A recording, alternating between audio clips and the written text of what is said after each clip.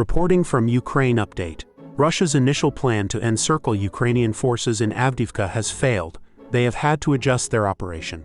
Russian analysts say Avdiivka won't fall soon and has become the second Bakhmut.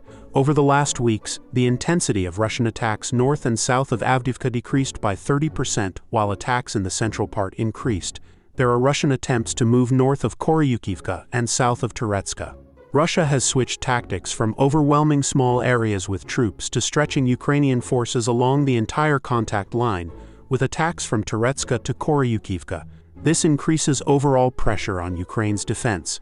A main Russian attack direction was the Toretsia Ohati restaurant. Despite getting a foothold, Russians struggled to get close to Ukrainian trenches due to a fortified Ukrainian machine gun nest 100 meters north. After constant attacks and use of aviation and artillery, Russia finally captured the nest but found no soldiers, only a remotely operated machine gun with cameras.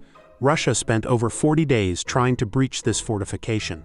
The number of Russian deserters and those refusing to fight is increasing, forcing commanders to use barriers troops to push soldiers forward. The United Kingdom's Ministry of Defense latest intelligence update on Ukraine, November 24, 2023.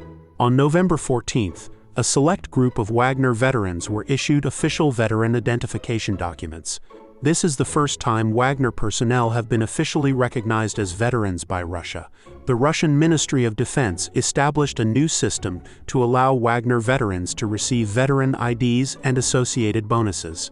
Wagner Group was recently incorporated into the command structure of Russia's National Guard, Rogvardia. This likely signals the rehabilitation of some Wagner elements by the Russian government, after a period of uncertainty about how Wagner personnel would be regarded following the Wagner Group's mutiny and aborted March for Justice in June 2023.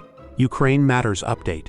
Ukrainians were able to regain positions after Russian counterattacks near Kherson and are contesting key roads used by Russians to supply forces. However, Russians are using a lot of aviation and cluster bombs against Ukrainian positions. There are an estimated 415,000 Russian personnel combatants in Ukraine, along with over 2,300 tanks, over 5,500 armored vehicles, 3,000 plus artillery pieces, and 900 plus rocket artillery systems. Russia has finite military capacity despite still having significant equipment and forces.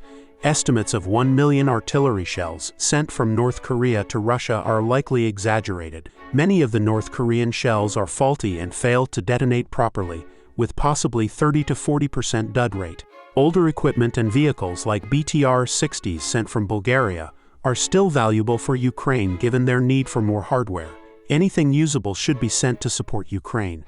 Reports of Armenia sending Tochka missiles to Ukraine seem unlikely given Armenia's tensions with Azerbaijan. More likely, Ukrainians have restored some decommissioned missiles themselves. Ukraine's Armed Forces General Staff Update. The activities in Ukraine continue on day 638 of Russia's attempted invasion. There were 52 combat engagements, and Russia launched 38 airstrikes and 32 multiple launch rocket system attacks. Russian attacks resulted in civilian casualties. Russia maintains a military presence along the border and shelled over 20 settlements in northern Ukraine. Russia made unsuccessful assaults near Sinkivka, which were repelled by Ukrainian forces. Near Bakhmut, Russia made 10 failed attacks which were repelled. Russia launched airstrikes near several settlements in the area. Over 10 settlements came under artillery and mortar fire. Near Avdiivka, Russia made 18 unsuccessful assaults which were repelled. Russia launched 6 airstrikes in the area and around 20 settlements came under fire. Near Marinka, 11 Russian assaults were repelled. Around 10 settlements came under artillery and mortar fire. Over 15 settlements near Zaporizhia came under fire. The city of Kherson and other settlements suffered artillery shelling. Ukraine continues offensive operations near Melitopol and Bakhmut, inflicting losses on Russian forces.